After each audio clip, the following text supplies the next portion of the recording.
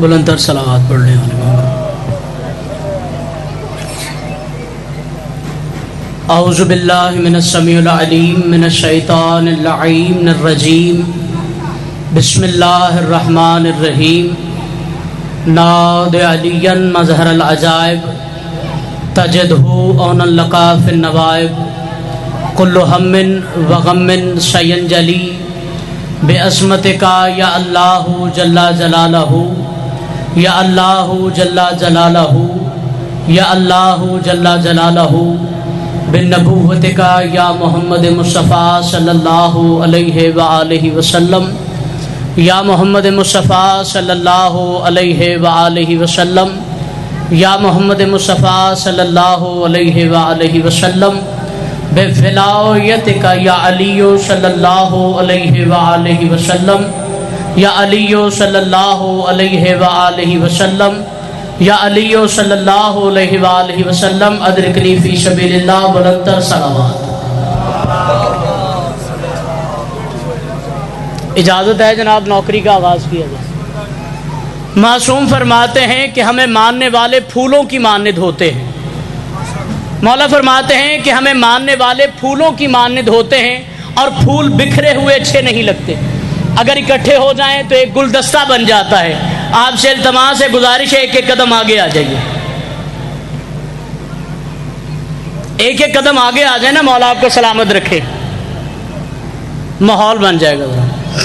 درود پڑھ دے محمد و آل محمد کی ذات پر۔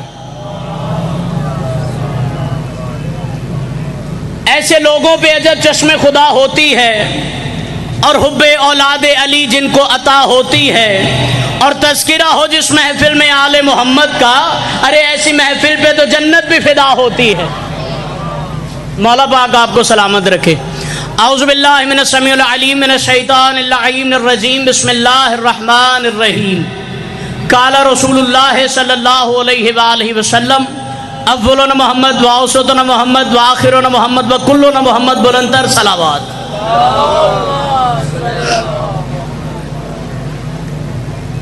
پھر بھی صلوات پڑھ لیں محمد وآلہ محمد۔ میں آپ سے یہ نہیں کہوں گا کہ جو بولے نا وہ یہ ہوگا، جو بولے وہ یہ ہوگا۔ معصوم کا ایک فرمان پڑھتا ہوں، میں نے کل بھی پڑھا ہے اور میں ممبر پہ پڑھ رہا ہوں جب مجالس کے لیے مولا امام زمانہ ہمت عطا کرتے ہیں کہ پڑھنے کی۔ معصوم فرماتے ہیں، تاجدار ولایت کے 5ویں سردار فرماتے ہیں، توجہ ہے آپ کی، تاجدار ولایت کے 5ویں سردار فرماتے ہیں، مولا فرماتے ہیں کہ بندے کے گناہ سمندر کے کنارے جتنے ہو، گناہ سمندر کے کنارے جتنے ہو، اور وہ ہمارے داد حسین کے ذکر میں آ کے بیٹھ جائے، بولے نہ، فقط بیٹھ جائے اور ذکر سن کے اٹھے، اپنے آپ کو ایسا پائے جیسے ماں کے شکم سے ابھی باہر نکلا ہے۔ یعنی اس ذکر کی فضیلت اتنی ہے۔ چلے ایک اور میں حدیث پڑھ دیتا ہوں۔ یہ کتاب میرے بھائیوں کی ہے، اہل سنت بھائیوں کی، ہمارے بڑے بھائی ہیں، کتاب کا نام ہے آل رسول، پیر سید خضر حسین چشتی علی اللہ مقامہ، اہل سنت کی کتاب، جلد نمبر 2 ہے، صفحہ نمبر 455 ہے۔ اس میں وہ لکھتے ہیں کہ ایک مرتبہ فرشتے زمین سے آسمان کی طرف گئے۔ توجہ ہے نا جی آپ کی، ایک ایک قدم اگر آپ آگے آ جاتے تو پھر زیارت جو ہے نا آسانی سے ہو جاتی ہے آپ کی۔ آپ کے کریم چہروں کی زیارت تب ہوگی جب آپ میرے ساتھ مل جائیں گے۔ دیکھیں مولا آپ کو سلامت رکھے، جب فرشتے اوپر گئے تو دوسرے فرشتوں نے پوچھا کہ آج سے پہلے آپ سے ایسی خوشبو نہیں آئی، کہاں گئے تھے؟ انہوں نے کہا جی کہ زمین پہ ذکر حسین ہو رہا تھا، مجلس حسین ہو رہی تھی، مجلس محمد و آل محمد ہو رہی تھی، ہم وہاں پہ گئے تھے، یہ خوشبو ہم وہاں سے لے کے آئے ہیں۔ کہا اچھا پھر ہمیں وہاں پہ لے چلو، ان کے پاس لے چلو۔ اب فرشتے کہتے ہیں کہ ان کے پاس کیسے لے چلوں، وہ مجلس مکمل ہو گئی ہے، ختم ہو گئی ہے، لوگ گھروں کو چلے گئے ہیں، لوگ گھروں کو چلے گئے ہیں۔ فرشتے مسکرا کے کہتے ہیں اگر لوگ گھروں کو چلے گئے، ہمیں اس جگہ پہ لے چلو جہاں پہ ذکر حسین ہو رہا تھا۔ دیکھیں فرشتوں کا کام ہے کہ اگر انہوں نے اٹھنا ہے تو عبادت، بیٹھنا ہے تو عبادت، فرشتوں کا کام ہوتا ہے عبادت۔ جس ذکر کو سننا فرشتوں کی عبادت ہو جائے اسے ذکر حسین کہتے ہیں۔ غور ہے آپ کی؟ میں نے آپ کے سامنے کل بھی ایک بڑی سی حدیث مبارکہ قال رسول اللہ صلی اللہ علیہ وآلہ وسلم اولنا محمد و اوسطنا محمد و آخرنا محمد و کلنا محمد. کل ایک مجلس میں نے 5-10 مجلسیں اکٹھی پڑھی تھی، یعنی ایک ایک نقطہ دے دیا تھا. کل میں نے ایک بات کی تھی، بادشاہ میں نے بات کی تھی کہ کتابچہ جو ہوتا ہے، یعنی جو یہ کتاب ہے، آپ اس کتاب کو لکھیں گے تو اس کا جو کتابچہ، اس کا دیباچہ لکھنا پڑے گا آپ کو. ٹھیک ہے، خاموشی سے سن رہے ہیں آپ، توجہ سے سن رہے ہیں. دیکھیں جب کوئی عام سے عام رائٹر کتاب لکھتا ہے تو وہ کتاب کا دیباچہ لکھتا ہے، اور دیباچہ وہ اس سے لکھواتا ہے جو کم از کم کتاب کا عالم نہ بھی ہو لیکن وہ علم کو جانتا ہو. ایسے ہی ہے جی، یعنی چھوٹی سے چھوٹی کتاب لکھنے والا بھی کتاب کا دیباچہ لکھواتا ہے، اور دیباچہ اسے کہا جاتا ہے جو پوری کتاب کا حاصل ہو، یعنی اسے پڑھ کے یہ محسوس کیا جاتا ہے کہ اس کتاب کو پڑھنے کا مقام یہ ہے، اس کتاب کو اس طرح پڑھنا چاہیے.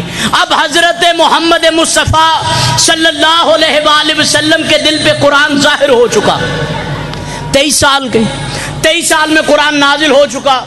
اب جناب محمد مصطفیٰ صلی اللہ علیہ وآلہ وسلم کے دل پہ جب قرآن نازل ہو چکا تو اللہ نے کہا میرے حبیب، کہا جی یا اللہ، کہا اس قرآن کا دیباچہ لکھوانا ہے،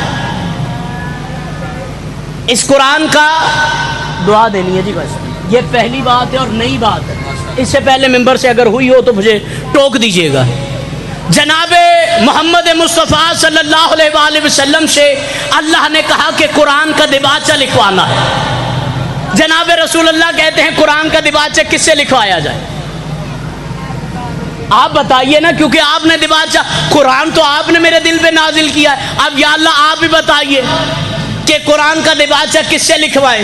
جناب رسول اللہ سے اللہ پاک فرماتے ہیں، اللہ کا ارشاد گرامی ہے، اللہ فرماتا ہے میرے حبیب یہ جو بندے علم والے تیرے آس پاس بھٹکتے پھرتے ہیں انہیں آزماؤ. چنانچہ ایک بزرگ کے پاس جناب رسول اللہ صلی اللہ علیہ وآلہ وسلم نے کہا کہ قرآن مجید ظاہر ہو چکا ہے، اب اس کا دیباچہ لکھوانا ہے. اس نے کہا یا رسول اللہ صلی اللہ علیہ وآلہ وسلم میں اس قرآن کا دیباچہ کیسے لکھوں جبکہ میں اسلام ہی 60 سال کی عمر میں لے کے آیا. آپ کی خاموشی کو سلام. اچھا دوسرے کے پاس گئے، اس نے کہا یا رسول اللہ میں نے تو اپنی بہن کو قرآن پڑھنے کی وجہ سے مارا تھا، اگر قرآن میری سمجھ میں ہوتا تو میں اس کا دیباچہ لکھ دیتا. تیسرے کے پاس، چوتھے کے پاس کتابیں لکھتی ہیں کہ 17 بندوں کے پاس رسول اللہ نے کہا کہ قرآن کا دیباچہ لکھنا ہے. سبھی نے کہا کہ ہمیں اتنی جرت نہیں ہے، ہمیں اتنی طاقت نہیں ہے. اللہ نے فرمایا میرے حبیب ان سے جا کے کہہ دو کہ آج میں مصطفیٰ تمہارے پاس چل کے اس قرآن کا دیباچہ لکھوانے کے لیے آیا ہوں، اگر میں کل دنیا سے چلا گیا تو میرے وارث نہ بنتے پھرنا، میرے وارث نہ بنتے پھرنا. انہوں نے کہا جی کہ یا رسول اللہ ہم آپ کے وارث ہیں اور رہیں گے. جناب رسول اللہ نے فرمایا کہ میرا وارث وہ ہوگا جو پوری کتاب کا علم رکھتا ہوگا. انہوں نے کہا جی یا رسول اللہ کیسے؟ جناب رسول اللہ فرماتے تو نے قرآن کی آیت کو نہیں سنا؟ اللہ نے قرآن میں فرمایا تھا قل کفی باللہ شہیدا بینی و بینکم ومن عندہ علم الکتاب. اور کافر کہتے ہیں کہ آپ رسول نہیں ہیں، اور کافر کہتے ہیں کہ آپ رسول نہیں ہیں. کہہ دیجئے میرے اور تمہارے درمیان، میرے اور تمہارے درمیان گواہی کے لیے اللہ ہے اور وہ جس کے پاس پوری کتاب کا علم ہے. نعرہ حیدری. جناب رسول اللہ صلی اللہ علیہ وآلہ وسلم کے دل پہ جب قرآن کی یہ آیت نازل ہوئی اللہ نے بتا دیا کہ رسول کی رسالت کا گواہ وہ ہے کہ جس کے پاس پوری کتاب کا علم ہے. یہ سیشن کوڈ ہمارے پاس ہے، ٹھیک ہے جی. ایک بات کرنے کا سادی سی، یہاں پہ ایک بھائی وکیل بھی ہیں، رضا بھائی، ٹھیک ہے. اب سیشن کورٹ میں آپ جہاں پہ بھی کورٹ میں چلے جائیں، اگر گواہ ہونے ہونا کہتے جی گواہیاں چاہیے نا، وہاں پہ بندے کی موجودگی ہونا ضروری ہے. اللہ نے کہا تھا میرے حبیب تیری رسالت کا گواہ میں اللہ ہوں اور وہ ہے جس کے پاس پوری کتاب کا علم ہے. جناب رسول اللہ نے کہا یا اللہ علی تو گواہ ٹھیک، لیکن اگر آپ کی گواہی لوگوں نے پوچھ لی کہ دلیل کیا ہے کہ اللہ گواہ ہے تو پھر کیا کہوں؟ اللہ نے مسکرا کے کہا، اللہ نے کہا کہہ دینا کہ قرآن مجید کی آیت پڑھ کے سنا دینا کہ جو لوگوں نے آپ پہ ظلم کیا پھر مسلمان ہوئے وہ اللہ کو ڈھونڈتے ہیں، ان سے کہہ دینا تم اللہ کو ڈھونڈتے ہو، تمہیں اللہ نہیں ملے گا۔ کیا ملے گا؟ جناب رسول اللہ فرماتے ہیں جدھر دیکھو گے اللہ کا چہرہ نظر آئے گا۔ کوئی فضولیات نہیں، میں صرف آپ کو بات ہدیہ کر کے کتاب سے آپ کو بات سے سمجھانا ہے، ٹھیک ہے جی؟ سبق سنا رہا ہوں آپ کو۔ دیکھیں جناب رسول اللہ صلی اللہ علیہ وآلہ وسلم کی رسالت کے لیے دوسرا گواہ تھا اللہ۔ اللہ وجود نہیں رکھتا تھا، اللہ نے کہا کہ میرے وجود کے لیے اب جو میرا وجود مانگتا ہے اسے بتا دینا کہ جو عین اللہ ہوگا وہی تو اللہ ہے۔ نعرہ حیدری۔ اب رسول کی رسالت کا گواہ کون ہے؟ وہ جس کے پاس پوری کتاب کا علم ہے۔ رسول کی رسالت کا گواہ وہ نہیں ہو سکتا جو کہے کہ اگر علی نہ ہوتے تو عمر۔ نعرہ حیدری۔ اب دیباچہ لکھوانا شروع کیا جناب مولا علی سے۔ میں بات کو کاٹ دی۔ حضرت مولا علی علیہ السلام کے پاس قلم آئی، مولا علی نے دیباچہ لکھا۔ توجہ فرمائیے گا، اگر میں یہاں پہ کہہ دوں کہ حیدر رضا پڑھن لگا ہے، یہاں پہ کوئی نقیب ممبر ہونا چاہیے جو اعلان کرے کہ اب یہ پڑھے گا، اب یہ پڑھے گا، اب یہ پڑھے گا۔ حضرت محمد مصطفیٰ صلی اللہ علیہ وآلہ وسلم، درود پڑھ دیں محمد و آل محمد۔ بس بات ختم، ذاکر صاحب آ گئے، بسم اللہ باجی، مولا آپ کو سلامت رکھے۔ حضرت مولا علی کے پاس قلم آ گیا اور قرآن مجید کا دیباچہ لکھنا شروع ہونا ہے۔ کہتے ہیں جی قرآن کلام کس کا ہے؟ کہتے ہیں جی قرآن کلام ہے اللہ کا۔ اب اللہ کے کلام میں مولا علی نے دیباچہ لکھنا شروع کیا۔ اب دیباچے کے لیے مولا کو قلم ملا۔ مولا نے کیا لکھا؟ مولا فرماتے ہیں بسم اللہ الرحمن الرحیم۔ آپ کی خاموشی کو سلام، گالی نمی ہے۔ بسم اللہ الرحمن الرحیم۔ علی نے کہا شروع کرتا ہوں اللہ کے نام سے۔ علی نے کہا تھا کہ شروع کرتا ہوں اللہ کے نام سے، بسم اللہ الرحمن الرحیم۔ پھر کہا الحمدللہ رب العالمین، یعنی مولا فرماتے ہیں تمام حمد ہے اس اللہ کے لیے جو تمام جہانوں کا پروردگار ہے۔ یہ قرآن کا دیباچہ ہے، یہ ہے دیباچہ۔ اب پڑھا الرحمن الرحیم، مولا فرماتے ہیں وہ رحمان بھی ہے اور رحیم بھی ہے۔ پہلی بات تو یہ ہے کہ الحمدللہ رب العالمین یہ کوئی عام لفظ نہیں ہے، ال کا معنی ہوتا ہے خاص، اور حمد کہتے ہیں تعریف کو۔ میں ٹھیک کہہ رہا ہوں جی؟ ال کہتے ہیں خاص اور حمد معنی تعریف ہے۔ الحمدللہ رب العالمین، یعنی یہ فقط علی تھے جو جانتے تھے کہ وہ تمام جہانوں کا پروردگار ہے۔ مولا آپ کو سلامت رکھے۔ میں گالی کو اور شروع کر دیں، درود پڑھ لو محمد و آل محمد اجازت۔ بس محروم نہ رہ جائے، کوئی ڈھونڈ رہے ہیں اور پیارے ہیں بڑے جبین کو ڈھونڈ رہے ہیں، اور جنت کے مکانات میں پہنچانے کی خاطر محشر میں ملنگوں کو علی ڈھونڈ رہے ہیں۔ نعرہ سنو پیر علی دے نام دا، نعرہ حیدری۔ بس عزادارو، میں اپنی ڈیوٹی مکمل کرنی، دامن وقت میں اتنی گنجائش نہیں بار بار ہوتا ہے۔ بس عزادارو، جیسے آل محمد بسے، پیغام پہنچا نہیں ہے ابھی پورا، ٹھیک ہے؟ جیسے آل محمد بسے ایسا بسا کوئی نہیں، اور جیسے آل محمد اجڑے ہیں ایسا اجڑا کوئی نہیں۔ مولا آپ کی ہائے کو قبول کرے۔ مولا جعفر صادق صلی اللہ علیہ وآلہ وسلم فرماتے ہیں، کسی نے مولا سے پوچھا، اس نے کہا یا ابن رسول اللہ، آپ کے غم میں رونے والے کا اجر کیا ہے، اس کا مقام کیا ہے؟ مولا فرماتے ہیں کہ ماتمی ہمارا عزادار، ہمارا حبدار، یہ تفسیر نور ثقلین ہے۔ مولا فرماتے ہیں ہمارے ماتمی کے پاؤں کا تلوہ عبادت گزار کی پیشانی سے افضل ہے۔ ماتمی کا اتنا مقام ہے، اتنا عزادار کا مقام ہے۔ دیکھیں آپ امام حسین کو رونے آئے ہیں، توجہ آپ کی صرف مجلس حسین پہ ہو، جب عزاداری کریں تو عزاداری پہ ہو، نہ کوئی یہاں پہ نشہ کر کے آئے، نہ مجالس پڑھے نشہ کر کے، اور نہ ہی نشہ کر کے مجالس سنے۔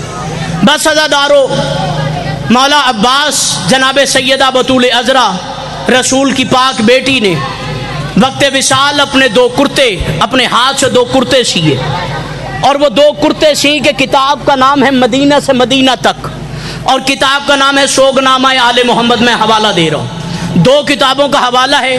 جناب سیدہ نے وقت وصال دو کرتے سیے، جب کرتے سیے تو پھر وصیت کی جناب سیدہ کو، کہا سیدہ عالیہ حسین کو، میں نام نہیں لے سکتا، بڑی عالیہ حسین کو، جناب بڑی عالیہ حسین سے کہا بی بی یہ میرے ہاتھ کے 2 کرتے سلے ہوئے ہیں، میرے بعد تمہیں اللہ ایک بھائی عطا کرے گا جس کا نام عباس ہوگا، اس کے دائیں بازو پر علم کا نشان ہوگا، بائیں بازو پر مشکیزے کا نشان ہوگا، اور چھوڑ دوں۔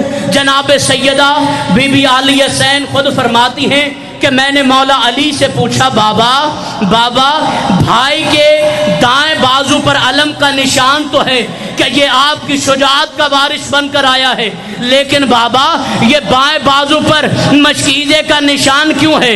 عزادارو نہ رونے والا علی، مولا علی جھکتے جھکتے سیدہ کے کندھے پہ جھکے، رو کر فرمایا عالیہ آج نہ پوچھ، 61 ہجری ہوگی، 10 محرم ہوگا، میدان کربلا ہوگا، یہ راز خدا بندی تجھ پہ ظاہر ہو جائے۔ اجرکم علی الحسین، اجرکم علی الحسین، وسائلم الذین ظلموا منقلب ینقلبون۔ آجو بات